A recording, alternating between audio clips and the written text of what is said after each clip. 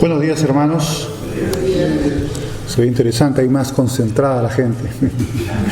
Bien, vamos a tocar esta vez este tema, un tema muy importante, que se desprende del pasaje que vamos a ver hoy en el capítulo 12 de Juan, sobre ser agradecidos con Dios. ¿Qué tanto somos agradecidos con Dios?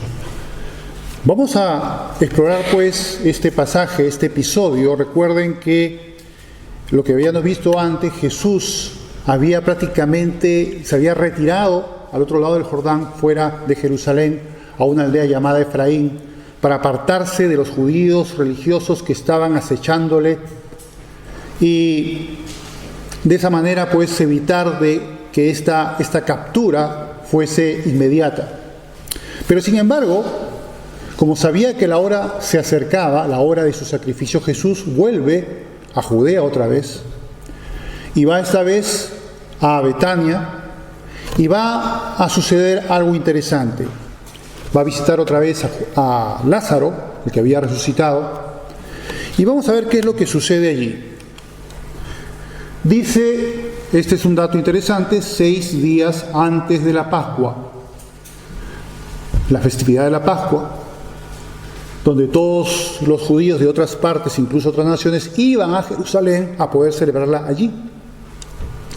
Dice que vino Jesús a Betania, donde estaba Lázaro, el que había estado muerto y a quien había resucitado de los muertos. Y le hicieron allí una cena. Marta servía y Lázaro era uno de los que estaban sentados a la mesa con él.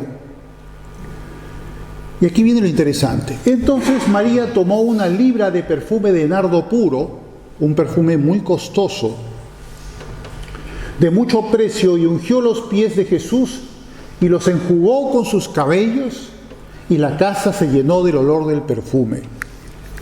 Qué interesante. María, la hermana de Lázaro, una mujer que amaba a Jesús, que había visto el portento de lo que Jesús había hecho con su hermano, que en su gran dolor por su pérdida, cuando parecía todo perdido, Jesús llegó, aunque parecía que llegó tarde, pero no, llegó y resucitó a Lázaro.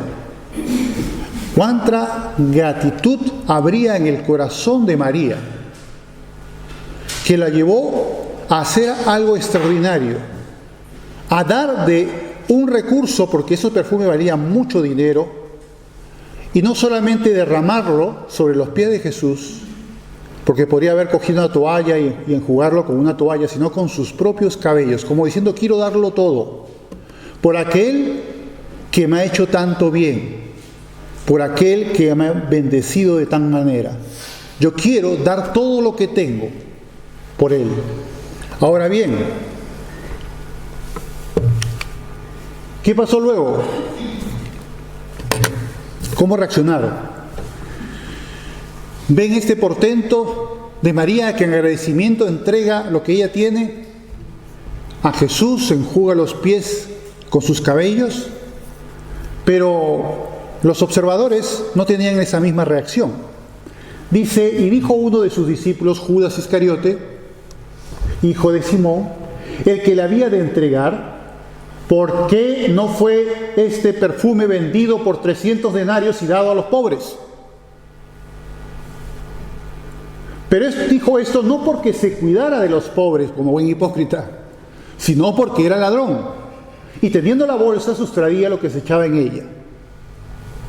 Y entonces Jesús dijo: déjala, para el día de mi sepultura ha guardado esto, porque a los pobres siempre los tendréis con vosotros, mas a mí no siempre me tendréis. Ahora, hay un lío con este pasaje de la Escritura, porque resulta que en Mateo y en Marcos hay un episodio muy parecido, y algunos dicen que ese episodio es el mismo, y de que simplemente Juan lo está contando de una manera un poco diferente, pero al parecer no ese es el caso, sino más bien son dos episodios similares, donde vuelve a haber esa protesta y donde Jesús responde prácticamente lo mismo, pero que son dos personas en dos momentos y en dos lugares diferentes. Por eso, para hacer ese breve comentario, he puesto este gráfico, o esta tabla, mejor dicho. ¿Y cuáles son las diferencias, las 4 principales diferencias entre ambas historias? La primera de ellas es que en el caso de Juan acontece 6 días antes, en el caso de Marcos y Mateo, 2 días antes de la Pascua. Que se equivoquen en eso es un poco difícil. Luego tenemos que el hecho de Juan está en la casa de Lázaro, aunque no lo dice exactamente, pero se presume, mientras que el otro, el Mateo y Marcos, está en la casa de Simón el leproso.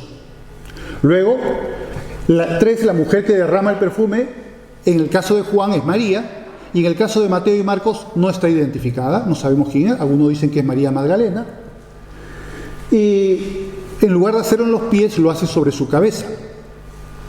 Y luego, lo narrado en Juan, solo Judas Iscariote protesta, mientras que en los Mateo y Marcos protestan varios discípulos. Pareciera ser, pues, que son primeramente una unción, la de María, 6 días antes, y luego, habiendo visto lo que sucedió, esta otra mujer, queriendo replicar lo que hizo María, va a la casa de Simón el leproso, donde estaba Jesús también, y hace lo mismo, pero esta vez sobre su cabeza. Y la misma reacción, en este caso los discípulos que callaron, en el caso de Juan, donde estuvieron en la casa de Lázaro, pero aquí esta vez también protestaron porque vieron que se repetía ese aparente desperdicio.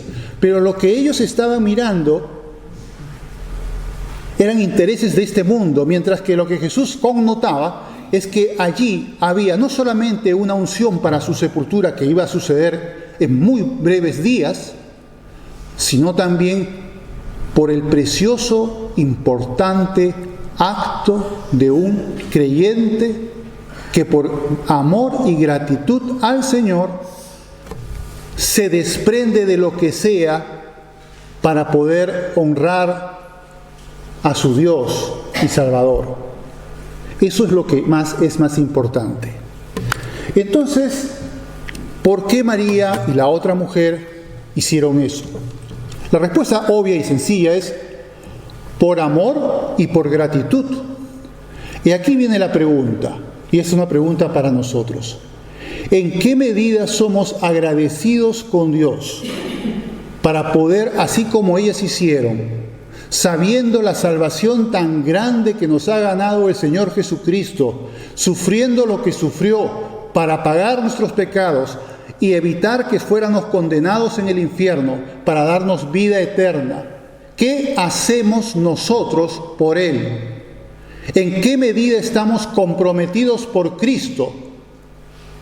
Y no somos más bien desdeñosos, insensibles e ingratos. Ingratos es un pecado. Ser ingrato es un pecado. ¿Qué tan agradecidos somos con el Señor?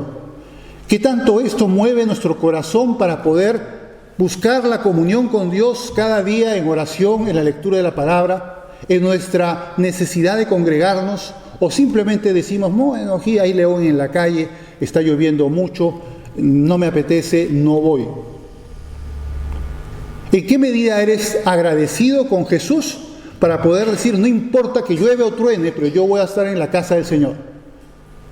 O sea lo que sea esté haciendo, voy a darle tiempo al Señor en mi devocional diario y voy a estudiar su palabra y voy a orar para poder comunicarme con mi Dios. ¿En qué medida mi gratitud se trasluce en esas actitudes para poder tener comunión con Dios y agradar a Dios, como hizo María y esta otra mujer? ¿En qué medida? Bien, vamos a continuar pues con este pasaje de Pablo a los Colosenses, capítulo 3, porque aquí nos va a traducir en qué medida, qué cosas tenemos que hacer en gratitud por el Señor en nuestra vida, en qué cosas debemos abundar. Y aquí tenemos una síntesis de lo más importante que nosotros como creyentes agradecidos a Cristo tenemos que hacer. Y vamos a leerlo ahora. ¿Qué dice? Dice, vestíos pues, es decir, actúa como escogidos de Dios. Sé coherente con eso. Santos y amados de entrañable misericordia. Buena virtud para un creyente, misericordia. De paciencia, capacidad de soportar el sufrimiento. soportándonos unos a otros, porque sabemos que las personas nos van a defraudar, sabemos que las personas van a ofendernos en algún momento, sabemos que las personas nos van a fallar en algún momento. ¿Qué sucede? Lo sabéis vosotros muy bien. Pero ¿qué dice que tenemos que hacer los creyentes? Soportarnos unos a otros. Eso es lo que hay que hacer. ¿Y qué más? No solamente soportar. También lo más importante que dice perdonar. Perdonándoos unos a otros si alguno tuviere queja contra otro. Qué importante es eso. Y aquí lo voy a remarcar. De la manera que Cristo os perdonó. Si Cristo te perdonó, ¿por qué tú vas a negar el perdón a un hermano o a una hermana? O a quien sea, no tiene que ser creyente, puede ser cualquier persona.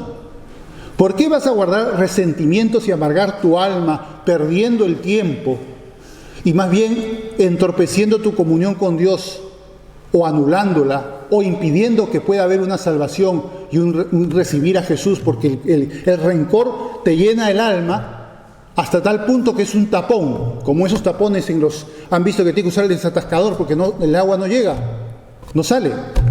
Pues bien, así el alma humana también se entapona cuando el rencor anida en el corazón y no somos capaces de perdonar. Pero el perdón es el ejercicio común más importante de la fe cristiana. Tienes que perdonar siempre, lo pasado y lo presente. Siempre. ¿Por qué? Porque Cristo te perdonó. Y si quieres que Cristo te perdone, perdona tú a los demás. O sea que de eso no nos podemos escapar. Tenemos que tenerlo muy claro. Dice, así también hacerlo vosotros. Y sobre todas estas cosas vestíos de amor. La característica esencial del creyente. Tener amor. Que es el vínculo perfecto. Amor es dos cosas, por cierto. Amor es un sentimiento, pero también es una actitud. Cuando tú dices amar a tus enemigos no significa que vas a pegar una foto y vas a darle besitos a la foto, no. Está diciendo que si tuviera algún problema, tú le vas a auxiliar como a ti mismo. Aunque sea tu enemigo, tú vas a atenderle, vas a hacer la actitud.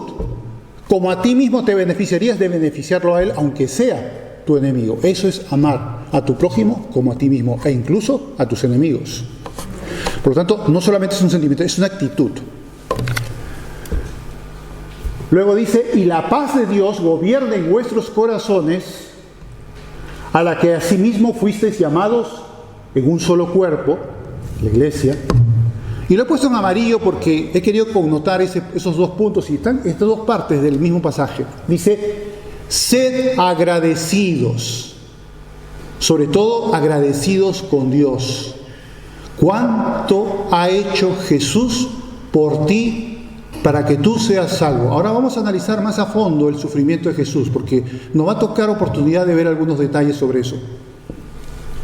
Por lo tanto, tenemos que ser agradecidos. Dice, la palabra de Cristo more en abundancia en vosotros, enseñándoos y exhortándonos unos a otros en toda sabiduría, cantando con gracia en vuestros corazones al Señor con salmos e himnos y cánticos espirituales, y todo lo que hacéis, sea de palabra o de hecho, hacerlo todo en el nombre del Señor Jesús, dando gracias a Dios Padre por medio de Él. Dando gracias a Dios Padre por medio de Él. No sé si vosotros, pero yo también he tenido oportunidad de ver a personas con grandes bendiciones de Dios. Bendiciones que yo mismo quisiera tener y no tengo. Y a veces digo, hasta me gustaría vivir un día de sus vidas por las bendiciones que ellos tienen que no las puedo yo disfrutar. Pero eso me implicaría o me impediría, que yo fuese agradecido con Dios. Yo recuerdo una vez estaba trabajando por breve tiempo en un hospital de rehabilitación en Lima, y recuerdo por una razón que ya perdí la memoria porque fui a un pabellón de los de lesiones medulares, es decir, los que están tetraplégicos. Y pasaba por un pasillo más o menos del tamaño de esta sala. Allí hasta al frente estaba la puerta de la salida. Y veo a 8 personas, 4 a un lado y 4 al otro, atadas a unas tablas, paradas. Eran tetraplégicos, que no se pueden mover ni los brazos ni las piernas. Y mientras pasaba los miraba, algunos me miraban. Y cuando salí de la puerta recuerdo sentir ese dolor, ¿no? De decir, pobres personas que yo que puedo caminar tranquilamente y salir de esa sala y olvidarme del asunto mientras ellos están cada día viviendo ese problema.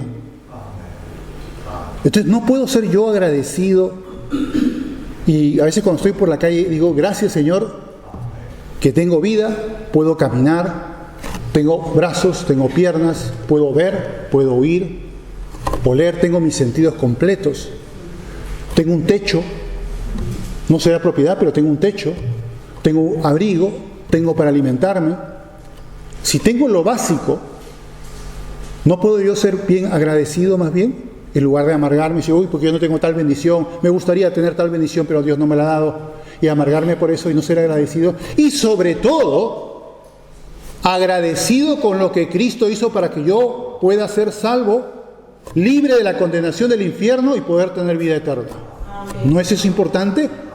¿Qué más da si tengo maravillosas bendiciones y no soy agradecido con Dios por lo más importante, que es la salvación y la vida eterna?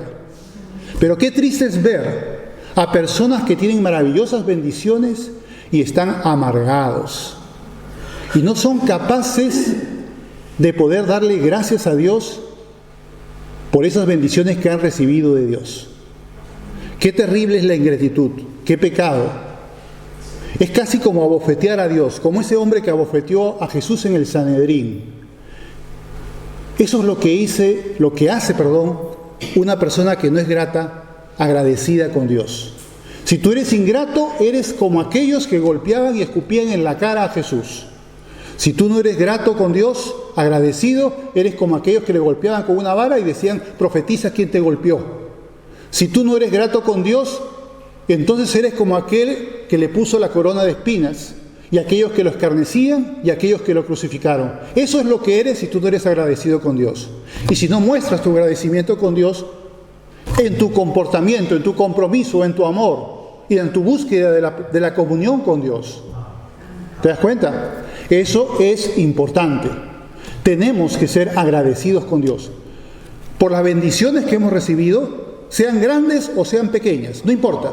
Pero sobre todo, por la mayor y más preciosa de todas las bendiciones, porque aunque seamos enormemente desgraciados en este mundo, y hay personas enormemente desgraciadas que son muy agradecidas con Dios, ¿por qué son agradecidas con Dios?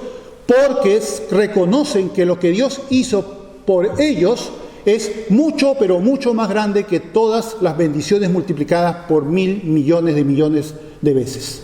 Amén. Así es. Y si no tenemos entendimiento para entender eso, ¿en qué tiniebla y oscuridad nos encontramos? Bien, vamos a continuar pues ahora con lo que sucedió luego en el capítulo 12. Dice, gran multitud de los judíos supieron entonces que él estaba allí y vinieron no solamente por causa de Jesús, sino también para ver a Lázaro, a quien había resucitado de los muertos.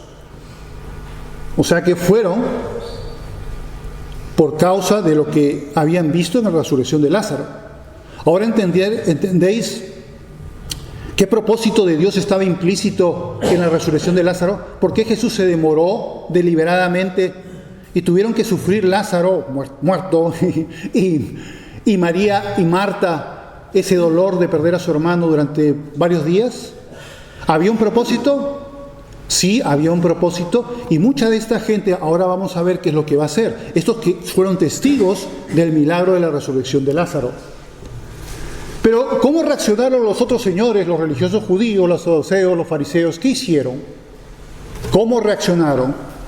Dice, pero los principales sacerdotes acordaron dar muerte también a Lázaro, porque a causa de él muchos de los judíos se apartaban y creían en Jesús. O sea, ya lo pusieron en la mira. A Lázaro también hay que darle vuelta. Ahora, ¿lo hicieron o no lo hicieron? ¿Lo mataron o no lo mataron? De lo que se sabe, hay dos teorías. Una es que Lázaro y sus hermanas huyen de Judea y van a Chipre, donde Lázaro se convertiría en obispo y moriría alrededor del año 60. Y otra teoría que dicen que fueron ellos a Marsella, es decir, en la costa de Francia, que antes era las Galias, y se internaron por ahí y que ahí murió martirizado Lázaro. Y sus hermanas se fueron a la zona de Provenza. No se sabe más de eso. Pero a ciencia cierta no se sabe mucho. Pero eso es más o menos lo que se dice. Pero bueno, ¿qué pasó luego? Vamos a ver. Ahora viene algo apasionante, interesante. Dice, el día siguiente, grandes multitudes que habían venido a la fiesta de la Pascua, al oír que Jesús venía a Jerusalén, tomaron ramas de palmera y salieron a recibirle y clamaban, Hosana. Esto es lo que habían visto el portento de Jesús con la resurrección de Lázaro. Dice, bendito el que viene en el nombre del Señor, el Rey de Israel. Y halló Jesús un asnillo y montó sobre él, como está escrito, no temas, hija de Sión, he aquí tu rey viene montado sobre un pollino de asna. Estas cosas no las entendieron sus discípulos al principio, pero cuando Jesús fue glorificado, entonces se acordaron de que estas cosas estaban escritas acerca de él y de que se les habían hecho. Y efectivamente, hay una profecía en Zacarías, que es esta, donde dice precisamente eso. Dice, alégrate mucho, hija de Sión, da voces de júbilo, hija de Jerusalén. He aquí tu rey vendrá a ti, justo y salvador, humilde y cabalgando sobre un asno, sobre un pollino, hijo de asna. Estaba profetizado que el Señor, el Mesías, Dios mismo, vendría a Israel, humilde, cabalgando sobre un asna, sobre un pollino. ¿Sucedió? Sucedió. Se le recibió muy bien, pero ¿fue rey? ¿Qué pasó pocos días después? En lugar de coronarlo, por así decirlo, lo crucificaron. ¿Qué será lo que pasó? ¿Será que las profecías fallaron? ¿Es que acaso la profecía no decía también que el Mesías sería muerto? ¿Y también que resucitaría? ¿No lo decían las Escrituras? ¿Y que vendría otra vez? Sí. Vamos a ver 3 pasajes, algunos un poco largos, algunos nos dará tiempo de analizar, pero es importante porque nos va a señalar bien cómo la profecía lo contemplaba de una manera maravillosa. Vemos pues que la respuesta es no, claro que sí. Estaba profetizado que el Mesías moriría, resucitaría y volvería otra vez. ¿Qué dice Daniel 9:26? Aquí lo dice enfáticamente, dice, y después de las 62 semanas, está hablando de la profecía de las 70 semanas, se quitará la vida al Mesías. ¡Pum! Lo dice clarísimo, ¿no? Ahí no hay vuelta de hoja, no hay forma, no, es que no lo he interpretado bien. Se quitará la vida al Mesías. Ahora, no dice mucho más, pero sí añade lo que sucedió en el año 70. ¿Recuerdan la guerra de la judía contra Roma entre el año 66 y 73? Pues bien, dice, y después de las 62 semanas se quitará la vida al Mesías, mas no por sí, y el pueblo de un príncipe que ha de venir, Roma, destruirá la ciudad y el santuario, y su fin será con inundación, y hasta el fin de la guerra durarán las devastaciones. Y vaya que fueron devastaciones. Sangre y muerte a granel. Fue un desastre calamitoso. Más de 1 millón de muertos. Solo en Jerusalén. El resto puedes ir a sumar. Pues bien, eso es lo que pasó. Ahí lo está diciendo con toda claridad. Pero hay 2 pasajes más muy interesantes. Hay muchos más, pero voy a señalar solamente los 2 principales, los más, digamos, relevantes de todos. Uno, en Isaías 53, que nos habla de por qué muere el Mesías, para qué muere el Mesías. Y el otro, qué siente el Mesías en la cruz, qué experimentó el Mesías en la cruz.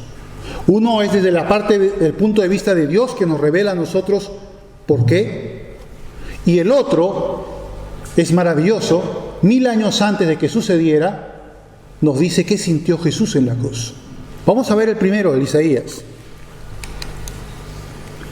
Vamos a verlo en 3 partes. Dice, ciertamente llevó Él nuestras enfermedades y sufrió nuestros dolores. Y nosotros le tuvimos por azotado, por herido de Dios y abatido. Como si fuese su culpa. No.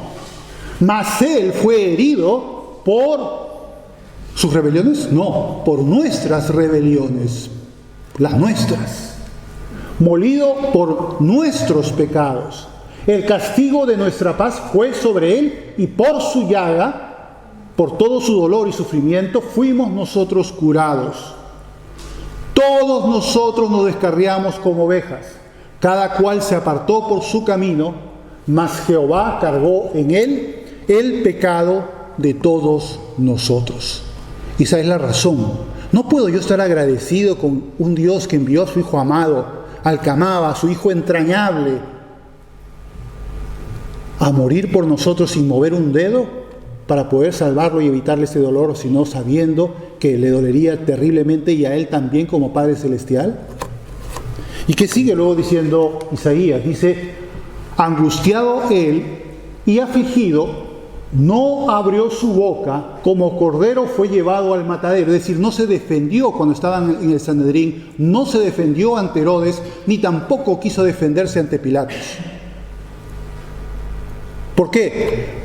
Porque él quería que el proceso a su sacrificio no fuese estorbado y se llevara a cabo para que Dios pudiera expiar nuestras culpas. Y como oveja delante de sus trasquiladores, enmudeció y no abrió su boca. Por cárcel y por juicio fue quitado. La verdad, el juicio que tuvo, aunque está en las actas de Roma, por eso Justino escribió al emperador Pío en el 150, en el año 150, de que pudiera comprobar lo que había sucedido con Jesús en las actas romanas que en la época estaban hechas de Poncio Pilato. O sea que estaba en actas. Pero fue un juicio sumarísimo, un juicio muy rápido. Básicamente fue un cargamontón del Sanedrín que lo llevó a que Herodes simplemente ejecutara, y forzaron, aunque Herodes decía: yo no hallo en este hombre culpa alguna, le dijeron: si tú no lo haces, te denunciamos ante César como traidor. ¿Y qué hizo Pilatos? Bueno, ya está bien, no se preocupen, chicos, ya está, se los entrego vosotros a la cruz, y se acabó. Así fue. Él no quería, pero fue obligado para que condenara a la cruz a Jesús. Y dice: ¿y su generación quién la contará? Porque fue cortado de la tierra de los vivientes, y por la rebelión de mi pueblo fue herido, y se dispuso con los impíos su sepultura, mas con los ricos fue en su muerte. Habla de muerte, ¿no es verdad? No está hablando de simplemente que era una enfermedad, no, está hablando de muerte. Fue muerto. Ahora, cuando dice que se dispuso con los impíos con su sepultura, es que ese era el plan primigenio, de llevarlo al Gehenna, a tirarlo ahí el cuerpo. Pero fue José de Arimatea con Nicodemo a hablar con Herodes, y permitieron que Herodes les aceptó que pudieran recuperar el cuerpo y enterrarlo en una tumba que era de José de Arimatea. Por eso dice: con los ricos fue en su muerte, aunque nunca hizo maldad ni hubo engaño en su boca. ¿Y qué más dice Isaías? Dice: con todo esto, Jehová quiso quebrantarlo, sujetándolo a padecimiento, a que sufra. Cuando haya puesto su vida en expiación por el pecado, nuestros pecados, verá linaje, vivirá por largos días, y la voluntad de Jehová será en su mano prosperada. Verá el fruto de la aflicción de su alma y quedará satisfecho. ¿Cómo puede ser eso si no resucita? Aquí implícito está hablando de que él va a resucitar. Si no, no diría esto. Por su conocimiento justificará mi siervo justo a muchos, y llevará las iniquidades de ellos. Por tanto, yo le daré parte con los grandes, y con los fuertes repartirá despojos, por cuanto derramó su vida hasta la muerte, y fue contado con los pecadores, habiendo él llevado el pecado de muchos y orado por los transgresores. No vamos a hacer un análisis pormenorizado de cada frase de este pasaje, porque no nos daría tiempo, pero vamos a continuar con el otro pasaje importante, y luego veremos el último pequeño pasaje de Juan, y ahí terminamos. ¿Cuál es el otro pasaje que me refiero yo, en el cual se ve cómo se sentía Jesús cuando estaba sufriendo en la cruz? A ver, ¿alguien por ahí lo conoce? El Salmo 22. ¿Se acuerdan cuando Jesús dijo esas palabras en amarillo? Dios mío, ¿por qué me has desamparado? ¿O por qué me has abandonado? ¿Recuerdan? Está en el Salmo 22. Y si tú lees el Salmo 22 al completo, que es maravilloso, no nos va a dar tiempo de analizarlo, por supuesto, pero si lo lees, vas a encontrar una joya de todo lo que Jesús sintió, y también de la confianza que tenía el que está allí en ese sufrimiento con Dios. ¿Cómo sabe que la victoria al final es de Dios? Pero claro, he puesto solamente las partes que tienen la profecía de lo que Jesús sufrió en la cruz, por eso no va a ser muy completo. Pero en estas dos partes ya lo podemos ir viendo, cómo se sentía el Señor Jesucristo. Dios mío, ¿por qué me has desamparado? ¿Por qué estás tan lejos de mi salvación y de las palabras de mi clamor? Dios mío, clamo de día y no respondes, y de noche y no hay para mí reposo. Es una noche oscura que está viviendo aquí el personaje, que en este caso escribe David, pero David no le van a suceder en su vida ninguna de las cosas que dice ahí. Es el Espíritu Santo que está haciendo que David escriba una profecía mesiánica sobre Jesús en el futuro, 1000 años antes de que sucediera. Eso está haciendo David, siendo instrumento del Espíritu Santo para profetizar lo que Jesús iba a sentir en la cruz 1000 años después. Y allí se siente todo ese desamparo, toda esa ruptura de comunión con el Padre, ¿por causa de qué? De esa separación por causa del pecado que en ese momento estaba pagando. Y no era su pecado, era tu pecado, mi pecado, el que estaba pagando en la cruz. Qué tremendo, ¿no?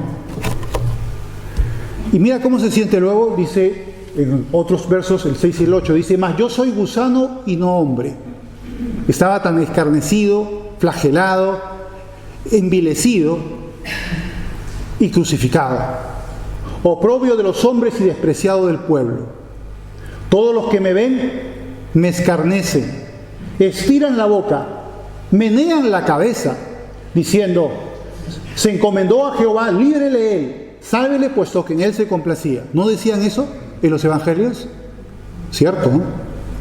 Eso no se lo dijeron nunca a David, eso se lo dijeron a Jesús. Era profecía pura lo que estaba escribiendo David. Y luego vemos el otro pasaje. Dice: me han rodeado muchos toros, fuertes toros de Basán me han cercado. Abrieron sobre mí su boca, como león rapaz y rugiente, he sido derramado como aguas, y todos mis huesos se descoyuntaron. Mi corazón fue como cera, derritiéndose en medio de mis entrañas, como un tiesto se secó mi vigor, y mi lengua se pegó a mi paladar. Y me has puesto en el polvo de la muerte, porque perros me han rodeado, me han cercado cuadrilla de malignos. Horadaron mis manos y mis pies, contar puedo todos mis huesos. Entre tanto, ellos me miran y me observan. Repartieron entre sí mis vestidos y sobre mi ropa echaron suertes. ¿No hicieron eso efectivamente los soldados romanos? ¿No lo miraban y lo escarnecían y no le decían eso? A ver, tú te encomendaste a Dios, que te libre Él. ¿No pasó eso? Pues sí, pasó eso. ¿Y cómo se sintió Jesús? Fatal. Fue un sufrimiento terrible. Y eso lo hizo por amor a nosotros. ¿Y cuál es nuestra gratitud para con Él por lo que hizo en la cruz? ¿Qué tanto se perfila en nuestra vida nuestra gratitud por el Señor? ¿Qué tanto se perfila en nuestra vida nuestra gratitud en nuestro deseo de comunión con Dios? ¿Qué tanto se perfila en nuestra vida la gratitud por nuestro compromiso con el Señor? ¿Qué tanto? Eso hay que preguntarnos y hay que actuar en consecuencia. Bien, vamos a ver el último pasaje, con esto terminamos, de Juan. Dice: y daba testimonio la gente que estaba con él cuando llamó a Lázaro del sepulcro y le resucitó de los muertos. Claro, ya habíamos visto pues que toda esta gente que había visto este portento estaba entusiasmada y fueron los que recibieron con palmas a Jesús en Jerusalén. Por lo cual también había venido la gente a recibirle, porque había oído que él había hecho esta señal. Pero los fariseos dijeron entre sí: ya veis que no conseguís nada. Mirad, el mundo se va tras él. ¿Qué diferencia el corazón humano, no? Quienes creen y reciben a Jesús y quienes se enroscan en el corazón y no quieren creer. Y no solo eso, sino que se posicionan como enemigos de Dios. Y en lugar de recibirle, conspiran para matarlo. Qué tremendo que pueda haber personas que tengan esta actitud en el corazón. Pero poderoso es Dios para quebrantar toda alma y para hacer de que una roca se convierta en tierra blanda y pueda cambiarse un corazón de piedra en un corazón de carne y pueda recibir a Jesús. El Espíritu Santo es poderoso para hacer estos milagros. Pero aquellos que todavía no han recibido a Cristo, tienes que reconocer en primer lugar todo lo que Cristo ha hecho por ti. Y lo mejor que puedes hacer para poder evitar las tormentas que pueden asolar tu alma en este momento es precisamente abrirle la puerta a Jesús para que Él entre en tu corazón y pueda revolucionar y cambiar tu vida. Poner el plato de otra manera totalmente diferente. Sin que no hagas eso, mientras la persona se enrosca en su corazón, no se arrepiente y sigue en su berrinche y en su locura y desvarío espiritual, las cosas no van a mejorar. ¿Por qué? Porque tú estás arrastrando con la actitud de tu corazón toda esa oscuridad. Pero en el momento en que abres la luz y Jesús entra en tu corazón, entonces todo eso va a cambiar. Oremos. Padre Santo, te damos las gracias por el consejo de tu palabra. Sabemos, Señor, que tú eres un Dios poderoso, que has hecho cosas maravillosas por nosotros y sobre todo, la más grande de todas es la salvación. Una salvación que te costó terrible dolor, Señor, tanto a ti como Padre, como a Jesús como Hijo, cuando estuvo escarnecido y luego crucificado. Oh Dios, te pedimos que nunca perdamos de vista, aunque nos quejemos en algún momento en nuestra necedad por alguna bendición perdida o por alguna bendición no recibida o por alguna situación adversa, reconozcamos y recordemos que la mayor de las bendiciones ya nos las ha dado, que es la salvación, que nos libras de la condenación del infierno y nos da vida eterna, una vida que no podemos ni imaginar en cuánta aventura y dicha podemos disfrutar en ese futuro glorioso. Gracias, oh Dios, gracias por lo que has hecho por nosotros. Queremos darte las gracias y te pedimos que seamos agradecidos como fue María y como fue la otra mujer, y que podamos ofrendarte a ti de nuestro tiempo, de nuestros recursos y de nuestra voluntad, todo lo necesario para tener una mayor comunión contigo y poder, Señor, servirte y honrarte como tú mereces. Y todo te lo pedimos, Señor, en el nombre precioso de Jesús. Amén.